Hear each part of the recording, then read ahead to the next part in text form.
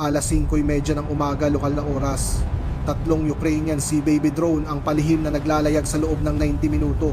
Ang kanilang target, isang oil platform na kontrolado ng Russia na ginawa ring surveillance outpost. Hindi nila alam na namataan na sila ng isang Russian Ka-52 Alligator helicopter na nagpapatrolya 8 kilometro ang layo. Sa loob lamang ng 30 minuto, ang inaakalang simpleng drone strike ay magiging isa sa pinakamapinsalang pag-atake sa infrastruktura ng Russia sa Black Sea. Mabilis na umabig at sumisid ang Russian Ka-52 Alligator sa mga ulap ng umaga. Unang nasilayan ng piloto ang mga target sa layong 8 kilometro. Tatlong kulay abong hugis na humahawi sa maitim na tubig, nag-iiwan ng puting alon sa kanilang likuran. Walang natanggap na identify friend or foe response sa frequency ng Russia. Hindi rin tumugma ang kanilang itsura sa anumang kilalang sasakyan sa recognition charts. Ang mga ito ay hindi kilalang sasakyang dagat papalapit sa teritoryong sakop ng Russia. Sa bilis ng pag-atake, biglang kumabig pakaliwa ang piloto ng Alligator. Ibinaba ang collective at itinutok ang ilong ng helicopter pababa. Bumulusok ang helicopter mula 600 metro pababa sa 80 metro sa loob lamang ng 30 segundo, habang ang bilis ay lampas 260 kilometro bawat oras. Itinutok ng gunner ang kanyang targeting camera sa mga drone at nag-zoom in para sa mas malinaw na kuha. Ang formasyon ng mga Sea Baby ay nanatiling dikit-dikit na may 30 metrong pagitan para mabawasan ang tsansang matukoy at mapadali ang nabigasyon. Mas bumaba pa ang piloto sa 40 metrong altitude. Isinakripisyo ang taas para sa mas tumpak na pag-atake. Sa taas na iyon, pakiramdam niya ay mas mabilis pa siya sa aktwal niyang bilis. Ang pinagsamang bilis nila ng mga drone ay ginawang isang mabilisan at malapitang labanan ng engkwentro. Inilipat niya ang pylon switch sa cannon, inarmas ang Shipunov 30mm na nakikita ninyo at inihanay ang kanyang pag-atake. Simple lang ang plano. Isang daan, isang mahabang putok, 3 drone at balik sa pagpapatrolya. Nagawa na niya ito dati, ngunit iba ang pagkakataon ito. Pinindot ng gunner ang gatilyo. Bahagyang gumalaw ang ilong ng Alligator. Habang umarangkada ang mga kanyon, nagbuga ng sunod-sunod na 30mm high explosive incendiary rounds. Ang mga tracer ay gumuhit ng isang tuwid na linya, tumatama sa tubig at lumilikha ng mga geyser ng tilamsik. Sa mga kamera ng drone ng karagatan ay naging parang kagubatan ng mga puting haligi ng tubig. Biglang iniwas ng lead operator ang kanyang control stick, pakaliwa pakanan at muling pakaliwa. Sinira niya ang formasyon na pumilit sa kanyon na habulin ang 3 magkakaibang direksyon sa halip na isang simpleng linya. Ang mga sistema ng Ka-52 ay ginawa para subaybayan ang mga tangke, hindi mga jet ski na may dalang bomba. Walang problema ang aal na mag-lock sa turret ng T-72 sa layong 8 kilometro dahil may matibay na bagay na kinakapitan ng software. Mga matutulis na kanto, mga kapal na anino, malalaking metal na ibabaw na kayang itugma ng computer sa bawat frame. Ganito nananatiling nakadikit ang crosshair ng auto-tracker sa isang target. Ngunit ang isang Sea Baby sa layong 2 kilometro ay walang maibigay na ganoon. Ilang pixel lamang ang sinakop nito sa screen. Isang maliit na hugis na tumatalon sa ibabaw ng walang tigil na pag-alon ng tubig. Sa tuwing sinusubukan ng sistem na sundan ang unahan ng drone ng puting tilamsik mula sa alon ay lumalabo sa imahe at nawawala ang lock. Kinailangan ng gunner na mano-manong kontrolin ang paningin gamit ang kanyang thumb controller para mapanatili ang crosshair sa isang target na lumilihis ng 10 degrees kada ilang segundo. Sa bilis na 260 km bawat oras ang isang degree na pagkakamali ay nangangahulugan ng pagsablay ng 10-10 metro. Hindi rin gaanong nakatulong ang kanyang arbalet 52 radar. Ito ay binuo para mag-track ng mga eroplano at malalaking sasakyan, hindi isang maliit na sasakyang dagat na natatabunan ng mga wave reflection. Malapit sa ibabaw ng tubig ang imahe sa radar ay nagiging mga kalat-kalat na kislap lamang. Masyadong maraming ingay, hindi sapat ang target. Kinumpirma ng radar na mayroong isang bagay doon. 3 bagay sa layong 4.5 kilometro. Ngunit hindi ito makapagbigay ng fire control quality solution sa alinman sa mga ito. Ang gunner ay umasa na lang sa kanyang mata at hula. Ang mga drone naman ay may bilang at oras na pabor sa kanila. Pinino niya ang kanyang pagputok. Ginawa itong kontroladong 2 segundong bugso para makatipid sa bala at makontrol ang recoil. Unti-unting lumapit ang mga tama. Nagpulap ang piloto para mag-reset. Nag-level off siya sandali, binibigyan ng gunner ng mas malakas na platform at ang sarili niya ng ilang segundo para huminga. Hindi dapat nangyayari ito. Hindi lang ordinaryong helicopter ng Russia ang Ka-52. Ito ay binuo para dominahin ang mga armor sa lupa, hindi para makipaghabulan sa maliliit na drone na lumilipad malapit sa tubig. Ang lakas nito ay nagmumula sa purong mekanikal na puwersa, 4,800 combined horsepower na nagpapaikot sa dalawang coaxial rotor na nagpapahintulot ditong lumiko ng mas mabilis kaysa karamihan sa mga NATO helicopter. Ang flight computer nito ay nagpapatatag sa mga counter-rotating blades gamit ang isang digital autopilot. Kaya nitong mag-hover sa gitna ng 40 knot na hangin at panatilihing nakatutok ang ilong sa isang kolum ng tangke kahit na binabatak ng piloto ang collective. Ngunit ang lahat ng kapangyarihang iyon ay may mga inaasahan tungkol sa larangan ng digmaan. Ang fire control system ng KA-52 ay nakatune para sa mga target na may thermal mass angular geometry at predictable na galaw. Mga katangiang likas na makikita sa mga tangke APC at infantry fighting vehicle. Ang Sea-Baby ay walang anuman sa mga ito. Ang mga dikuryenteng motor ng drone ay halos hindi umiinit kumpara sa tubig sa paligid kaya halos walang makitang infrared signal ang KA-52. At dahil sa kanilang mababang profile 40 hanggang 50 cm lang mula sa ibabaw ng tubig, nasa pinakamasamang engagement geometry sila para sa helicopter. At iyon ang problema. Bawat sistema sa KA-52 ay naka-optimize para sa malalaking target na may bigat at init, hindi para sa isang bagay na halos hindi makita ng mga sensor nito. Ang bawat Sea-Baby na nakikita ninyo ay may habang 5.5 metro, gawa sa matibay na fiberglass hull na may radar cross-section na halos kasing laki lang ng naanod na basura dahil wala pang kalahating metro ang lalim nito sa tubig. Karamihan sa katawan nito ay nasa loob ng wave flutter na hirap makita ng mga maritime radar. Dalawang 70 hanggang 80 kilowatt na electric motor ang nagpapatakbo sa isang ducted propulsor na nagpapanatili sa kanilang tahimik at mabilis. Umaabot sa 35 hanggang 40 knots kapag bumibilis ng hindi naglalabas ng init sa hangin.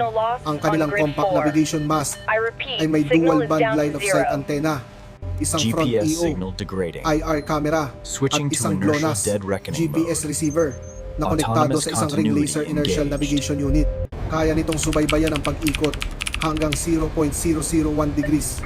Kahit sa ilalim ng matinding jamming, kayang panatilihin ng onboard computer ang direksyon ng may kahanga-hangang katumpakan. At sa ilalim ng deck ay may isang selyadong internal module na may sariling power bus. Isang bagay na hindi nakikita at hindi inaasahan ng helicopter crew, ngunit isang bagay na magpapahirap sa pagtatanggol sa platform ng higit sa inaakala ng mga Ruso. Ang tatlong drone ay patuloy pa ring gumagalaw pasilangan. Ngayon kailangan ng KA-52 ng higit pa sa kanyon para mapigilan sila dahil malapit na silang makalampas sa engagement envelope nito. Kailangan na niyang ilabas ang mas malalakas na armas. Umakyat siya sa 200 metro lumiko sa mas malawak na arko para ihanda ang missile geometry. Inilipat ng gunner ang weapons panel sa Vicro 1. Ito ay isang beam riding anti-armor missile na kayang wasakin ang isang mabilis na bangka kung mapapanatili ang line of sight. Sa papel, walang pakialam ang missile kung ang target ay may gulong o LC. Ngunit sa praktika, ipinapalagay ng engagement envelope na mas malaki ito kaysa sa isang fiberglass na robot. Muling nahanap ng crosshair ng Shbal ang nangungunang Sea-Baby. Narinig ng gunner ang tuloy-tuloy na tono sa kanyang headset. Naramdaman ang pagkalma ng helicopter habang binibigyan siya ng piloto ng pinakamatatag na platform. Layo 3.2 kilometro. Pinagsamang bilis ng paglapit wala pang 100 metro bawat segundo. Nagbigay ito sa kanila ng halos 30 segundo sa pagitan ng paglunsad at pagdaan. Sapat na sa isang test range. Ngunit hindi sapat sa ibabaw ng tuloy-abong tubig na may target na hindi sumusunod sa tuwid na linya. Pinindot niya ang launch trigger. Bumitaw ang Vicre mula sa rail at umapoy ang motor nito isang segundo pagkatapos. Mula sa pananaw ng drone operator, para itong isang maliwanag na tuldok na bumibilis sa kalangitan, gumuguhit ng tuwid na linya patungo sa kanila. Ang evasion routine ng Sea-Baby ay hindi basta-basta. Sa pagsasanay natutunan ng mga operator kung paano minsan nasisira ang mga laser-guided na armas, maikli at bigla ang pagbabago ng direksyon sa hindi regular na mga pagitan. Hindi pare-pareho ang tiyempo, sapat lang para ilihis ang aim point mula sa isang target na halos hindi naman makita ng mga sensor. Sinubukan ng Vicare na sumakay sa laser cage, isang makitid na kahon ng laser light na ginagamit ng missile para gabayan ang sarili nito sa target. Sa patag na lupa, epektibo ito. Sa laot, tumatalo ng beam sa bawat alon. Dumaan ang missile ilang metro lamang mula sa Sea-Baby. Sapat na para tumilamsik ang tubig sa deck nito. Pagkatapos ay sumabog ito sa gitna ng karagatan. Yumanig ang drone dahil sa shockwave, ngunit ang katawan at mga internal mounting nito ay mas matibay kaysa sa itsura nito. Nagkawatak-watak ang formasyon dahil sa putukan, ngunit lahat ng tatlong drone ay patuloy pa rin gumagalaw pasilangan. Napuno ng sumasabog na init at mula sa sumablay na missile ang display ng gunner. Sa isang iglap na wala ang lahat ng tatlong kontak sa gitna ng liwanag, nang luminaw ang mga sensor, nakita niyang mas malayo na ang pagitan ng mga Sea Baby. Bawat isa ay may sariling landas, ngunit lahat ay patungo pa rin sa iisang direksyon, ang Russian oil platform. Sinuri niya ang natitirang mga missile, ang bala at ang gasolina. Hindi na sila maaaring magtagal. Kailangan na nilang umalis ngayon. Kung hindi ay lalakarin nila pauwi. Ginamit niya ang radyo lasap ang kabiguan. Sebastopol Control Pelican 4. Tatlong surface contact aktibo pa rin patungong southeast sa bilis na 40 knots. Posisyon 25 kilometro northwest ng Tarkhankut. Hindi na kayang ituloy ang pag-atake pabalik na sa base. Ang sagot ay may halong pagkadismaya, naiintindihan. Pelican 4 ipapasa sa Tarkhankut. Magiging handa sila. Ang tatlong Sea Baby ay muling pumila at nagpatuloy sa palihim na paglalayag sa kanlurang Black Sea. Wala pang kalahating oras ang mga kulay abong sasakyang iyon ay papalapit na sa platform. Ngunit ngayon handa na ang mga Ruso. Habang papalapit ang mga drone sa platform, hindi ito nakikita ng kanilang mga operator. Pero naglagay ang mga Ruso ng isang improvised na electronic warfare suite sa platform para bigyan ito ng proteksyon laban sa mga drone. Ang problema lang, ang sistemang ito ay halos kasing silbi ng payong sa gitna ng swimming pool. Ang pole, 21 system ng platform ay hindi kahanga-hanga tingnan. 4 na antenna module na nakamount sa mga binti ng platform, bawat isa ay hindi mas malaki sa isang kahon ng sapatos. Konektado ito sa isang control unit sa equipment room na mukhang isang server rack mula dekada 90. Ayon sa ulat, kayang harangan ng pole 21 ang GPS navigation sa layong 25 kilometro sa lahat ng direksyon na nagiging dahilan para mabulag ang anumang umaasa sa mga satellite. Sa teorya, dapat nitong mapahinto ang mga drone na ginagabayan ng GPS. Sa teorya, 6 na oras nang nakabantay ang EW operator sa kanyang mga screen nang mapansin niya sa kanyang spectrum analyzer ang paglapit ng mga Sea Baby sa layong 50 kilometro. Ang pole 21 ay nagbo-broadcast na ng 100 watts ng ingay na nakasentro sa mga GPS band. Sapat na lakas para manunod ang mga signal ng satellite na dumarating sa 160 dBW. Mga bulong mula sa kalawakan na nakikipagkumpetensya sa isang megaphone. Nakita sa kanyang display ang jamming bubble, isang perpektong berdeng bilog sa mapa. Ano mang nasa loob nito ay dapat walang kakayahang mag-navigate. Sakto sa oras, ang GPS receiver ng nangungunang Sea Baby ay namatay sa layong 14 na kilometro. Siyam na satellite contact ang naglaho mula sa screen ng operator sa Odessa. Ngunit sa huling segundong yun, bago mawala ang signal, kumuha ng isang huling position fix ng computer ng drone. Ito ang naging 0 point para sa lahat ng sumunod na nangyari. Hindi huminto ang drone, hindi umikot, nagpatuloy ito. Ngayon ang Sea Baby ay nagna-navigate tulad ng mga mandaragat bago pa magkaroon ng mga satellite. Dead reckoning mula sa isang kilalang posisyon. 3 ring laser gyroscope, bawat isa ay kasing laki ng isang hockey puck, ang sumusubaybay sa bawat pag-ikot hanggang 0.001 degrees. Ang onboard computer ay nagkakalkula ng 30 beses bawat segundo. Nagsimula dito gumalaw sa direksyong ito sa bilis na ito sa loob ng ganitong katagal. Kaya narito na ngayon. Napanood ng operator sa Odessa ang pagbabago sa kanyang navigation display. Ang solidong berdeng linya na nagpapakita ng GPS track ay naging isang putol-putol na dilaw na estimate. Ang mga numero sa sulok ay nagpakita ng naipong error. 10 metro pagkatapos ng 1 minuto. 25 metro pagkatapos ng 2 minuto.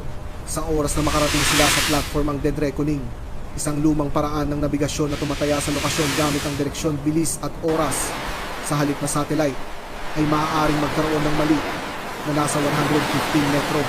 Maliban na lang ang platform ay 100 metro ang lapad at puno ng ilaw. Sapat na iyon para sa misyon. Pero hindi lang sila umaasa sa dead reckoning. Iyon ay isang kahangalan. Kaya rin i-monitor ng receiver ng Sea Baby ang GLONASS ang sariling GPS system ng Russia sa mga frequency na hindi ginagalaw ng phone. Dosman on 1602 MHz at 1246 MHz. Ang pag-jump sa mga iyon ay magbubulag sa bawat Russian unit sa loob ng 25 metro, kasama na ang sariling mga helicopter ng platform. Mas mahina ang signal ng GLONASS, 4 na satellite lang ang nakikita kumpara sa siyam ng GPS. Ang katumpakan ng posisyon ay bumaba sa 20 metro sa halip na 2. Ngunit ang 20 metro ay mas mahusay kaysa sa naipong error. Ipinakita ng screen ng operator ang parehong track, ang dilaw na putol-putol na linya ng dead reckoning at isang malabong pulang linya mula sa GLONASS. Kapag lumayo sila ng higit sa 50 metro, nagtiwala siya sa GLONASS. Kapag bumagsak sa 3 satellite ang GLONASS at nawalan ng posisyon, nagtiwala siya sa dead reckoning. Magkasama pinanatili nila siyang nasa target.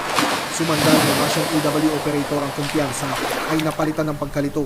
Perpekto ang kanyang jamming. Total GPS denial na na-verify sa lahat ng L-band frequency. Ngunit ipinapakita ng radar track ang tatlong kontak na nananatili sa kanilang kurso. Hindi nagbabago ang bilis. Dapat ay naliligaw na sila. Dapat ay umiikot. Dapat ay patay na sa tubig. Ang hindi niya alam ay sa layong 8 kilometro, nagbago muli ang lahat. Malinaw nang nakikita ng kamera ng nangungunang Seababy ang platform sa liwanag ng umaga. Lumipat ang operator sa Odessa sa visual navigation gamit ang mismong platform bilang reference point. Ang mga navigation light pula sa Port Verde sa starboard at mga puting ilaw sa helipad ay nagbigay sa kanya ng oryentasyon. Ang radar mast ay nagbigay ng altitude reference. Ang field of view ng camera ay 16 degrees horizontal.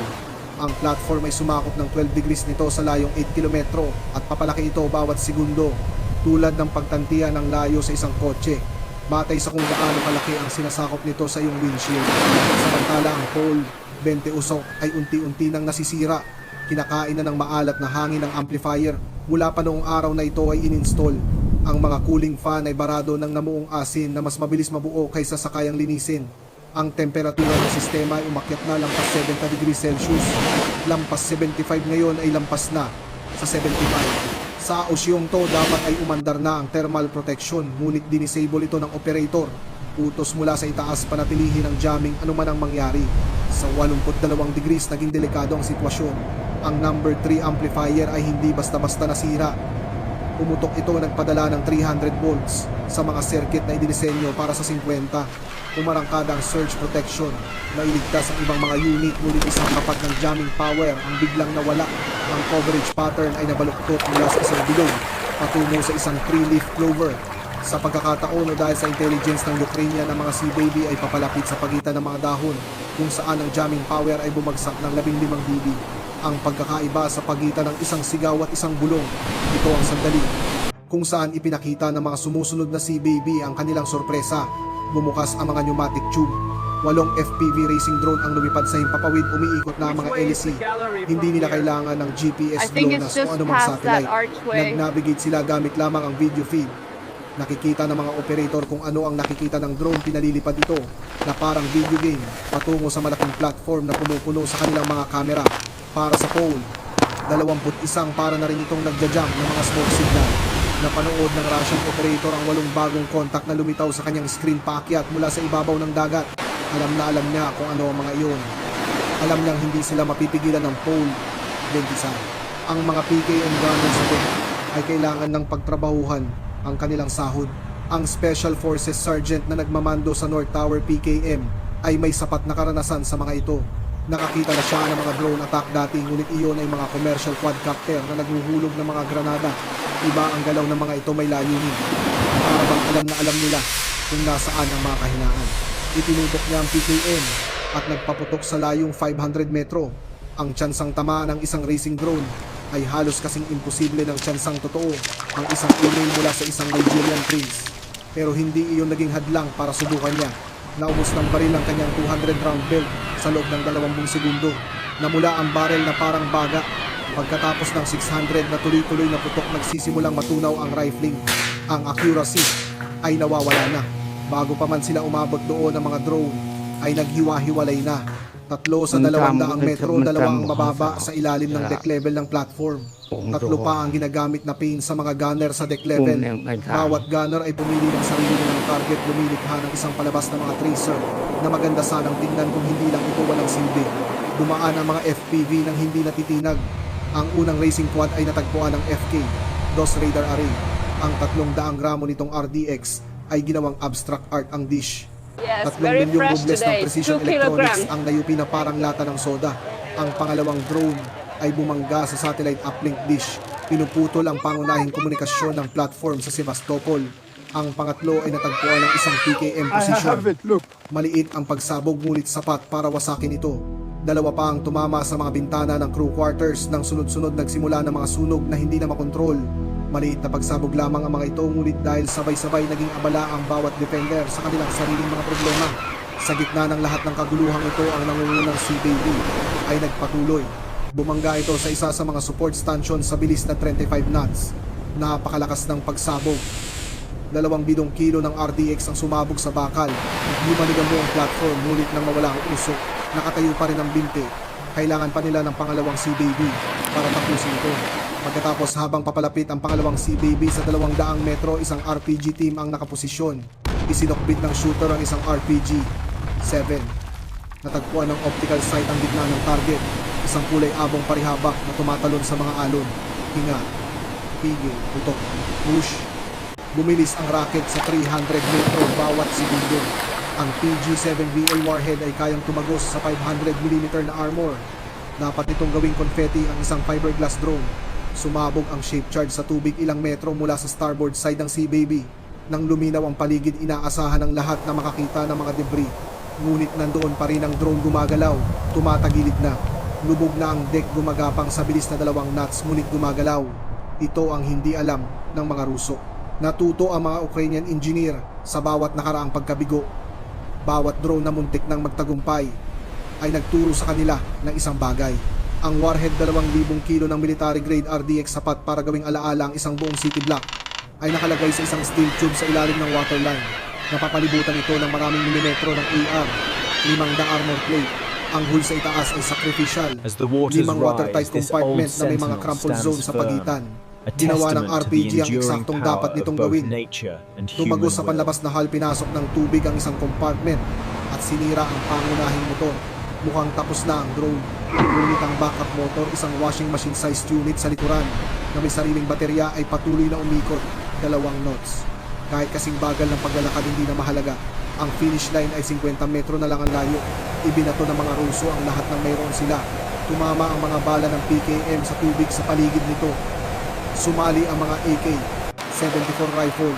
Ang kanilang 5.55mm na bala ay kasing epektibo ng dura laban sa bakal na idinisenyo para sa mga shield charge. Isa pang RPG ang sumablay, nagmamadali ang shooter, takot nanginginig ang kamay, sumabog malayo sa drone. Gumapang pasulong ang Sea Baby, ipinakita ng basag nitong kamera ang papalaking platform. Pinanatili ng operator ang direksyon gamit ang sariling navigation light ng platform bilang reference. Pagkatapos contact, ang pagsahol pinag-angat sa northwest corner ng platform ng 6 na pulgada, 20 kilo ng RDX na direktang dumikit sa support station. Ang bakal na binti 20 pulgada ang diametro at kayang sumuporta ng 10,000 toneladang bigat ay natiklop na parang pasang papel. Agad na tumagilid ang platform ng 8 degrees. Pagkatapos ay 10, ang mga alarma ay tumunog sa mga frequency na lumalampas sa iyong tainga at dumidiretso sa iyong gulugod.